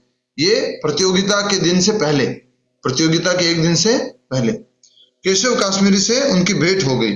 किसकी? निमाय पंडित की, गंगा नदी के तट पर। महाप्रभु ने उससे गंगा की प्रशंसा में संस्कृत का एक श्लोक रचने हेतु कहा। उस पंडित ने अल्प समय में ही 100 श्लोक बना दिए। ये घटना याद रखना आप, ठीक है? 100 श्लोक बना दिए। किसने? केशव काश्मीरी ने। गंगा के ऊपर महाप्रभु ने बोला कि आप बोलिए, और उन्हें आंधी की गति से सुनाकर अपने विस्तृत पांडित्य का प्रदर्शन किया। निमाय पंडित ने सारे श्लोक बिना किसी त्रुटि के तत्काल कंठस्थ कर दिए। उन्होंने 64वें श्लोक को उद्धृत करते हुए उसकी पिंगल, छंद शास्त्र तथा साहित्य संबंधी त्रुटियों की ओर संकेत किया। उन्होंने विशेष रूप से पंडित द्वारा भवानी भर्तुहु, क्या शब्द था ये याद रखना, ये केशव काश्मीर और चैतन्य महाप्रभु के बीच में जो शास्त्रार्थ हुआ था उसमें कौन से शब्द से चैतन्य महाप्रभु ने केशव काश्मीरी को हरा दिया, तो बताया जा रहा है, श्लोक संख्या भी बताया जा रहा है। श्लोक संख्या कौन सा है? 64वां। 100 श्लोक जो बोले थे उसमें से 64वां श्लोक, भवानी भर्तुहु। सारे के सारे 100 श्लोक याद कर लिया उन्होंने। शब्द के प्रयोग पर आपत्ति की। उन्होंने इंगित किया कि यह शब्द अयोग्य है। भवानी का अर्थ है शिव की पत्नी, तो फिर उनका भर्ता या पति और कौन हो सकता है? उन्होंने और भी कई त्रुटियां दिखलाई जिससे काश्मीरी पंडित आश्चर्य से स्तब्ध रह गया। वह विस्मित था कि एक व्याकरण का विद्यार्थी इतने उद्भट विद्वान में साहित्यिक त्रुटियां निकाल रहा है। यद्यपि यह घटना किसी सार्वजनिक सभा के होने से पूर्व घटित हो चुकी थी, किंतु यह सूचना दावाग्नि की भांति संपूर्ण नवद्वीप में फैल गई। अंत में विद्या की देवी सरस्वती ने केशव काश्मीरी को स्वप्न में आदेश दिया कि वह भगवान श्री चैतन्य की शरण स्वीकार कर ले, और इस प्रकार वह पंडित भगवान का अनुयायी बन गया। बहुत सारी बातें होती है, यहाँ पर संक्षिप्त में बताया गया है। ये देखिए केशव काश्मीरी पंडित सो रहे हैं, सपने में जो है सरस्वती मैया आई है, सपने में जो व्यक्ति दिखा है वो केशव काश्मीरी है, चैतन्य महाप्रभु कृष्ण रूप में, और वो सरस्वती मैया आकर के उनको दर्शन दिए, बता रहे हैं कि देखो ये स्वयं भगवान है। और फिर केशव काश्मीरी ने चैतन्य महाप्रभु की शरण ग्रहण कर ली। ये शास्त्रार्थ था। केशव काश्मीरी ने तो क्या क्या बोला था कि अगर ये बालक हार गया तो जीवन भर मेरा ये सेवक बन के रहेगा, ऐसा शास्त्रार्थ होता था। ठीक है। तो कौन सा शब्द था जिसके ऊपर शास्त्रार्थ में चैतन्य महाप्रभु ने 64वें श्लोक के भवानी भर्तुहु, ठीक है, वह विस्मित था कि एक व्याकरण का विद्यार्थी इतने उद्भट विद्वान में साहित्यिक त्रुटियां निकाल रहा है। यद्यपि यह घटना किसी सार्वजनिक सभा के होने से पूर्व घटित हो चुकी थी, किंतु यह सूचना दावाग्नि की भांति संपूर्ण नवद्वीप में फैल गई। अंत में विद्या की देवी सरस्वती ने केशव काश्मीरी को स्वप्न में आदेश दिया कि वह भगवान श्री चैतन्य की शरण स्वीकार कर ले, और इस प्रकार वह पंडित श्री भगवान का अनुयायी बन गया। फिर महाप्रभु का विवाह अत्यंत धूमधाम से संपन्न हुआ। तो अभी तक क्या क्या हुआ? बचपन की लीलाएं हो गई, और उसके बाद में स्कूल की लीला अर्थात पाठशाला की लीला हो गई, केशव काश्मीरी की लीला हो गई। अब महाप्रभु का क्या हो रहा है? विवाह। आयु क्या हो जाएगी? 24 वर्ष। 24 वर्ष नहीं, 24 वर्ष से पहले है, 18 वर्ष मानिए, लगभग 18 वर्ष। फिर महाप्रभु का विवाह अत्यंत धूमधाम से संपन्न हुआ। एग्जैक्ट आयु मुझे बता सकते हैं ढूंढ करके कि महाप्रभु का प्रथम विवाह कौन सी आयु में हुआ था। 18, क्योंकि 24 वर्ष में उन्होंने संन्यास ले लिया था, उस आधार पर मैं कह रहा हूं। फिर महाप्रभु का विवाह अत्यंत धूमधाम से संपन्न हुआ, और उस समय वे नवद्वीप में श्री भगवान के पवित्र नाम के सामूहिक कीर्तन का प्रचार करने लगे। और ये जो विवाह की घटना है ना, ये भी बहुत सुंदर है। विष्णुप्रिया लक्ष्मी प्रिया से जो विवाह हुआ, तो लक्ष्मी प्रिया के से वो गंगा के किनारे पे मिलते थे चैतन्य महाप्रभु, उनसे बातें करते थे, उनको छेड़ते थे। 16 वर्ष की आयु में तो 14-15 नहीं, 16 वर्ष की आयु में तो वो शिक्षक थे ना चैतन्य महाप्रभु, लिखा हुआ है। जब वे मात्र 16 वर्ष के थे तो वो शिक्षा कर रहे थे और केशव काश्मीरी को हराया था। तो यहाँ लिखा फिर महाप्रभु का विवाह हुआ। अच्छा, it was the age of 14 to 15 that Mahaprabhu was married to Lakshmi Devi, the daughter of Vallabhacharya, also of Nadia के थे, वल्लभाचार्य के। यहाँ पे 14 से 15 साल लिखा हुआ है, ठीक है। तो इसका मतलब जो पाठशाला चला रहे थे उसी समय उनकी शादी हो गई, ठीक है। फिर महाप्रभु का विवाह अत्यंत धूमधाम से संपन्न हुआ, और उस समय वे नवद्वीप में श्री भगवान के पवित्र नाम के सामूहिक कीर्तन का प्रचार करने लगे। वहां के कुछ ब्राह्मण उनकी इस लोकप्रियता से ईर्ष्या करने लगे, और उन्होंने उनके मार्ग में अनेक अवरोध उत्पन्न किए। वे इतने ईर्ष्यालु हो उठे कि अंत में वे इस विषय को नवद्वीप के मुसलमान काजी के समक्ष लगे। किस विषय को? कि महाप्रभु बहुत फेमस हो रहे हैं, चैतन्य महाप्रभु ये कीर्तन का सब जगह प्रचार कर रहे हैं। तो वो इनसे ईर्ष्या हो गई थी उनको, ब्राह्मणों को, और उन्होंने किससे कंप्लेन कर दी? सरकार से। और उस समय सरकार कौन थी? मुसलमानों की सरकार, काजी की सरकार, नवाब हुसैन शाह की सरकार। उन्होंने उनको जाकर के कंप्लेन कर दी। सोचिए, ब्राह्मण जाके किससे कंप्लेन कर रहे हैं? सरकार। ईर्ष्या के कारण। ईर्ष्या कैसी होती है। उस समय बंगाल पर पठानों का शासन था, और उस प्रांत का गवर्नर राज्यपाल नवाब हुसैन शाह था। मुसलमान काजी ने ब्राह्मणों की इस शिकायत को गंभीरता से लिया, और शुरू में उसने निमाय पंडित के अनुयायियों द्वारा हरि नाम का जोर जोर से कीर्तन करने की मनाही कर दी। लेकिन भगवान श्री चैतन्य ने अपने अनुयायियों से कहा कि काजी के इस आदेश का उल्लंघन करें, और वे पूर्ववत संकीर्तन मंडली चलाते रहें।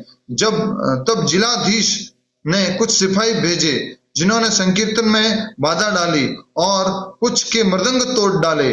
जब निमाई पंडित ने यह घटना सुनी तो उन्होंने सविनय अवज्ञा के लिए एक दल तैयार किया। सविनय अवज्ञा आंदोलन, सविनय अवज्ञा आंदोलन अर्थात विनम्रता पूर्वक जो आज्ञा उन्होंने दी है उसका क्या कर रहे हैं, तिरस्कार कर रहे हैं, अवज्ञा कर रहे हैं, पालन नहीं कर रहे हैं, मृदंगा तोड़ दिए। आज भी ये स्थान खोलबंग जो श्री श्रीनिवास आंगन आदि के नाम से जाना जाता है मायापुर में, सोचिए मृदंगा तोड़वा दिए, कीर्तन करने नहीं दिया। ब्राह्मणों ने कहते हैं ना कहने के लिए कि हमारे दुश्मन और कोई नहीं है, हमारे दुश्मन हमारे वाले लोग हैं। आजकल मुझे अपने ही इस्कॉन की घटनाओं के ऊपर थोड़ा ऐसा लगता है, अपने को आपस में सबको ध्यान में रहना है, साथ में रखना है, एक दूसरे के साथ रहना है, दूसरों को अवसर नहीं देना है कि वो हमारे ऊपर फूट डाले। हमारे को आपस की बातें इस प्रकार से समाज में नहीं बोलनी है कि हम जो है आपस में लड़ते रहें और दूसरे लोग उसका दुरुपयोग करें। हमें इतना प्रामाणिक मूवमेंट मिला है, प्रभुपाद जी मिले हैं, तो हमें उसका सदुपयोग करना है, न कि हम आपस में इस प्रकार से द्वेष रखें, ईर्ष्या रखें और दूसरों को अवसर दे हमारे को प्रभुपाद जी के इस मूवमेंट को नीचा दिखाने में। तो हमारे ही लोग देख रहे हैं, ब्राह्मणों ने शिकायत की और काजी के लोग आए, नवाब हुसैन शाह के लोग आए, कीर्तन से मनाही कर दी। चैतन्य महाप्रभु ने फिर भी कहा कि कीर्तन करते रहो, तो उन्होंने उनके मर्दंग तोड़ डाले। जब निमाय पंडित ने घटना सुनी तो उन्होंने सविनय अवज्ञा के लिए एक दल तैयार किया। भारत में उचित कार्य के लिए सविनय अवज्ञा आंदोलन करने वाले वे अग्रणी व्यक्ति हैं। उन्होंने 1,00,000 व्यक्तियों का एक जुलूस निकाला जो हजारों मृदंग तथा करताल लिए थे। एक जुलूस काजी द्वारा दिए गए आदेश के यह जुलूस काजी द्वारा दिए गए आदेश के विरोध में नवद्वीप की सड़कों से गुजरा। अंत में जब यह जुलूस काजी के घर पहुंचा तो जन समूह से डर कर वह सीढ़ियों से ऊपर चढ़ गया। काजी डर गया। आज भी ये काजी की समाधि है नवद्वीप मायापुर में और भक्त लोग जाते हैं उस समाधि पर। क्यों? क्योंकि बाद में वो काजी आज्ञा दे देता है कि नवद्वीप में संकीर्तन को कोई नहीं रोकेगा, इसलिए वो समाधि है और वहां भक्त लोग भी जाते हैं। तो काजी डर गया, सीढ़ियों में ऊपर छुप गया। काजी के घर पर एकत्रित जन समूह ने अत्यधिक उग्र रूप धारण कर लिया था, लेकिन महाप्रभु ने शांति बनाए रखने हेतु कहा। इस समय काजी नीचे आया और श्री भगवान को अपना भांजा कह करके शांत करना चाहा। उसने कहा कि श्रील नीलांबर चक्रवर्ती को वे चाचा कहते हैं। नीलांबर चक्रवर्ती कौन थे? चैतन्य महाप्रभु के नाना। मृदंगा है आज भी वहां पर। यस सुमन माता जी। तो इस समय काजी नीचे आया और श्री भगवान को अपना भांजा कह करके शांत करना चाहा।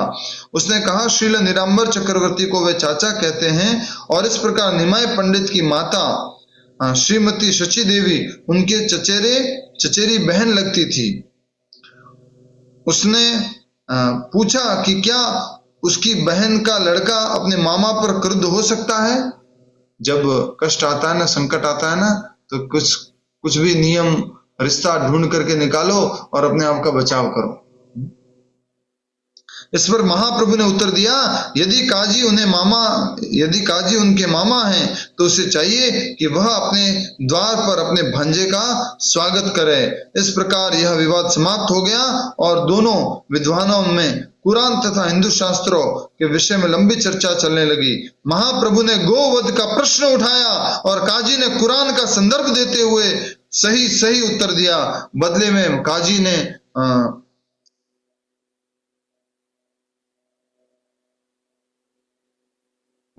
भी महाप्रभु से वेदों में गोवध के विषय में प्रश्न पूछा कि गोवध क्यों बताया गया है, गोमेध यज्ञ क्यों बताया गया है आपके पुराणों में, वेदों में। जिसका उत्तर महाप्रभु ने यह दिया कि वेदों में उल्लेखित ऐसा यज्ञ वास्तव में गोवध नहीं है, ऐसे यज्ञ में किसी बूढ़े बैल या गाय का वध इसलिए किया जाता है कि वैदिक मंत्रों की शक्ति से उन्हें नया युवा जीवन प्राप्त हो सके। लेकिन कलयुग में ऐसा गोमेध यज्ञ वर्जित है, क्योंकि ऐसा यज्ञ संपन्न कराने वाले योग्य ब्राह्मण उपलब्ध नहीं है। वस्तुतः कलयुग में ऐसे सभी यज्ञ वर्जित हैं, क्योंकि ये यज्ञ अल्पज्ञ पुरुषों के व्यर्थ प्रयास मात्र हैं।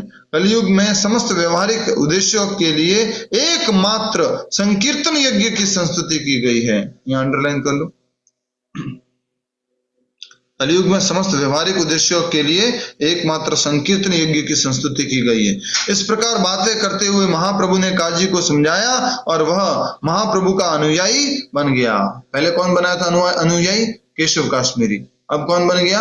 काजी भी। देखिए काजी बैठे हुए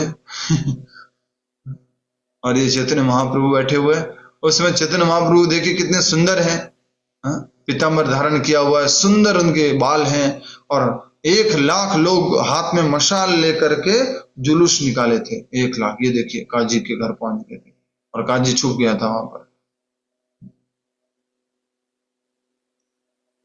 इस प्रकार बातें करते हुए महाप्रभु ने काजी को समझाया कि वह महाप्रभु का वह अनुयायी बन गया।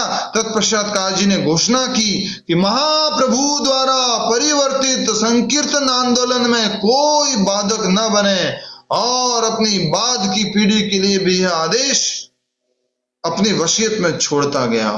क्या बात है, बोलो हरि बोल। आप भी अपने वसीयत में कुछ छोड़ के जाओगे क्या? ऐसा आप भी बोलोगे कि हमारे घर में ये प्रभुपाद जी का जो मंत्रा बॉक्स बज रहा है ना, ये कभी बंद नहीं होना चाहिए। मंत्रा बॉक्स समझते हो? छोटा सा इलेक्ट्रिकल बॉक्स है प्रभुपाद जी का। हमारे घर में जो ये संकीर्तन होता है महीने में या साल में एक बार, कोई एक दिन फिक्स कर दो। इस्कॉन से प्रभु जी आते हैं और हमारे घर में संकीर्तन करते हैं।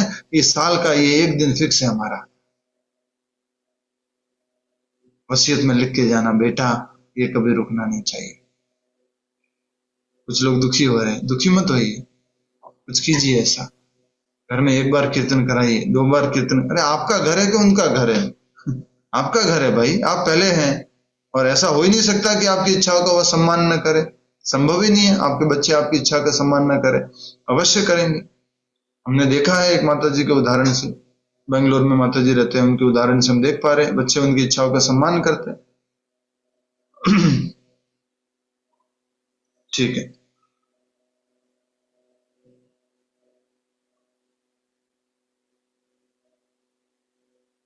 और ये आदेश उन्होंने अपनी वसीयत में भी छोड़ दिया कि कोई भी बाधक न बने, और अपनी बाद की पीढ़ी के लिए भी आदेश दिया कि संकीर्तन में कोई भी बाधक न बने, संकीर्तन रुकना नहीं चाहिए। खास करके कहां के लिए बोला? नवद्वीप के लिए बोला। आज भी इस काजी की कब्र नवद्वीप क्षेत्र में स्थित है और हिंदू यात्री वहां जाकर प्रणाम करते हैं। क्यों? क्योंकि काजी ने ऐसी घोषणा की है, संकीर्तन रुकना नहीं चाहिए।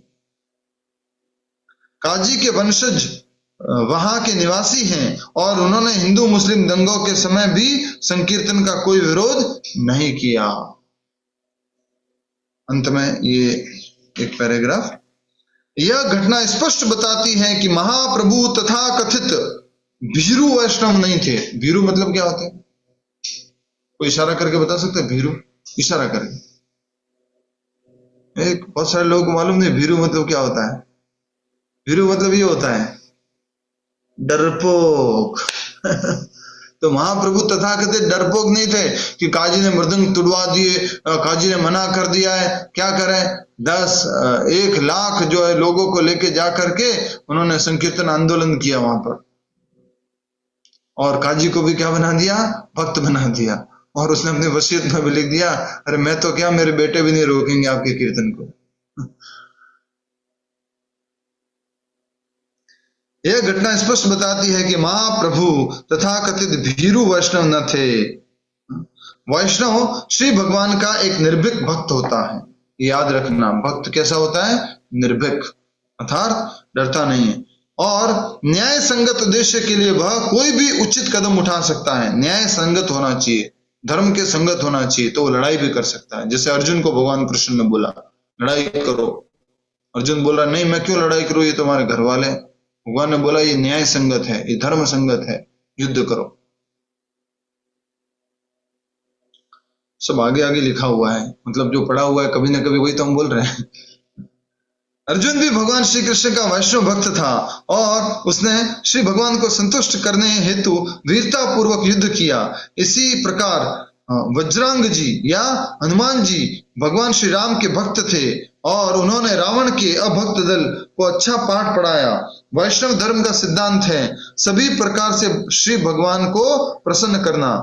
वैष्णव स्वभाव से अहिंसक और शांत जीव होता है और उसमें ईश्वर के समस्त सद्गुण रहते हैं। तो वैष्णव कैसा होना चाहिए? स्वभाव से अहिंसक और शांत, किसी भी प्रकार से हिंसा नहीं करनी है। प्रभुपाद जी ने भगवद गीता में बताया है, शारीरिक रूप से, मानसिक रूप से, बौद्धिक रूप से, आत्मिक रूप से भी।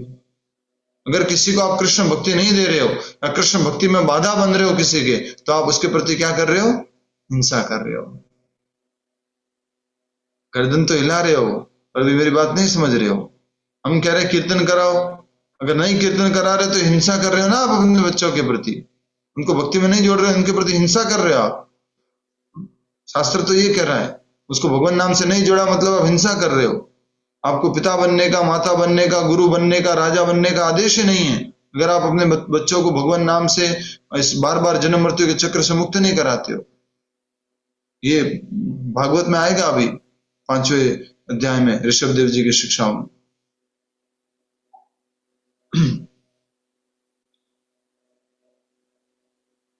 इसी प्रकार वज्रांग जी या हनुमान जी श्री भगवान राम के भक्त थे। उन्होंने रावण के अभक्त दल को अच्छा पाठ पढ़ाया। वैष्णव धर्म का सिद्धांत है सभी प्रकार से श्री भगवान को प्रसन्न करना।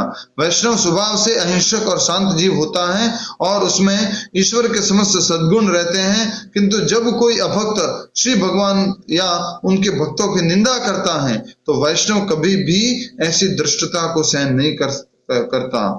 इस घटना के पश्चात महाप्रभु अपने भागवत धर्म या संकीर्तन आंदोलन का और तेजी से उपदेश तथा प्रचार करने लगे और जो भी युग धर्म के इस प्रचार के विरुद्ध खड़ा हुआ उसे विविध प्रकार की प्रताड़नाओं द्वारा दंडित किया गया। तो आज हम यहीं पर समाप्त कर रहे हैं। इस घटना वाले इस से शुरू करेंगे कल पुनः। तो क्या हुआ? तो महाप्रभु का प्राकट्य हुआ नवद्वीप में मायापुर में फाल्गुन मास की पूर्णिमा के दिन, और उस दिन चंद्र ग्रहण था। तो चंद्र ग्रहण के समय संकीर्तन हो रहा था। महाप्रभु के प्रकट होने के पहले ही संकीर्तन आ गया, और फिर जब वो छोटे थे तो वो जब रोते थे तो वहां की स्त्रियां जो हरे कृष्ण संकीर्तन करती थी तो वो शांत हो जाते थे। उसके बाद में जब वो थोड़े और बड़े हुए तो उनके घर में ब्राह्मण वाली कथा पहले आती है कि सांप वाली कथा पहले आती है? सांप वाली, ठीक है। तो पहले सांप आया, फिर बाद में वो चोर आया, फिर उसके बाद में ब्राह्मण आए, और उसके बाद में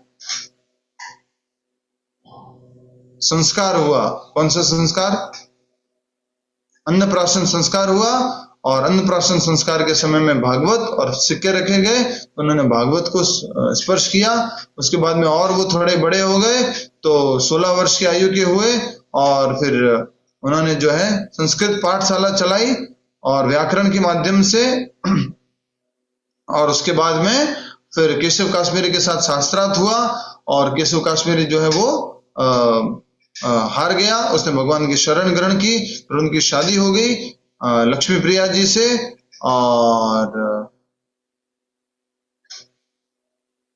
और ब्राह्मणों को परेशान करते तो वो भी एक छोटी सी कथा थी, ठीक है।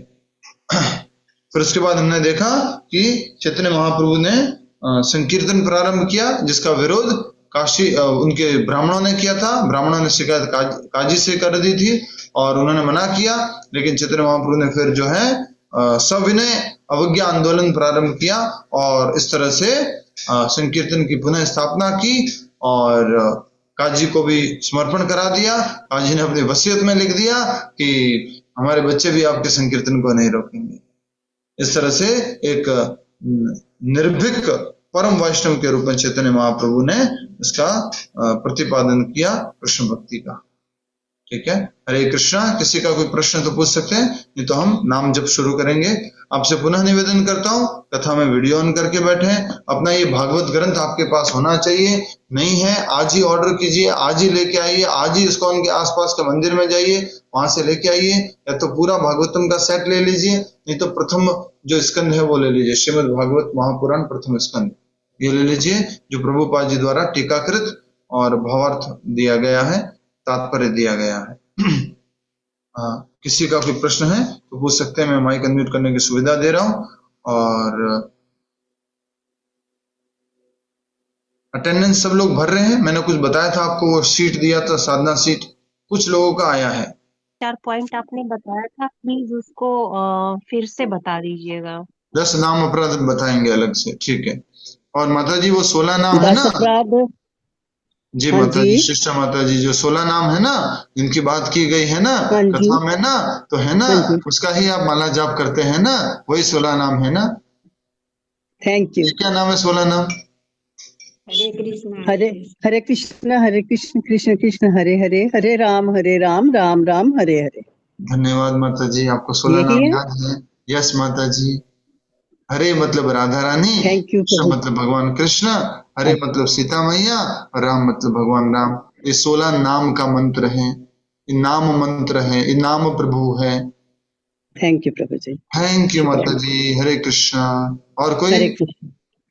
प्रभु जी वो मूवी भेज दीजिए आज। हरे कृष्णा हरे उदय हरे कृष्ण कृष्ण कृष्ण हरे हरे। हरे कृष्ण बोलना है और कृष्ण न पूरा बोलना है, हरे कृष्ण। पर अगर कोई व्यक्ति कृष्णा बोलता है, गलती नहीं है, पाप नहीं है, अपराध नहीं है, ये बात समझ लीजिए।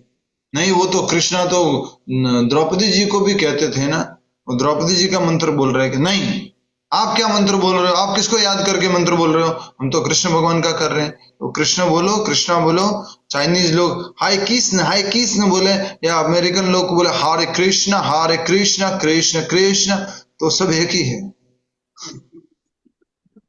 भाव क्या है वो महत्वपूर्ण है।